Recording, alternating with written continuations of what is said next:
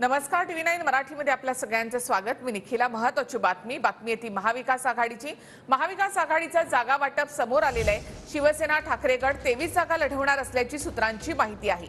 तर 23 पैकी 2 जागा मित्रपक्षांना देण्याची ठाकरेंची तयारी आहे अशी सूत्रांची माहिती आहे।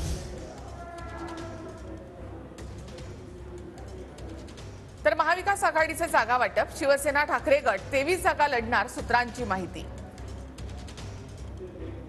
23 पैकी 2 जागा मित्रपक्षांना देण्याची ठाकरेंची तयारी सूत्रांची माहिती। काँग्रेसच्या वाट्याला 15 ते 17 जागा येतील अशी माहिती सूत्रांकडून मिळते। तर शरद पवार गटाला 9 ते 11 जागा मिळण्याची शक्यता आहे। वंचित व महाविकास आघाडी बरोबर आल्यास अकोल्याची जागा त्यांच्यासाठी सोडली जाईल अशी माहिती सूत्रांकडून मिळते। वंचितला आणखी 1 ते 2 जागा देण्याची तयारी सूत्रांकडून माहिती मिळते।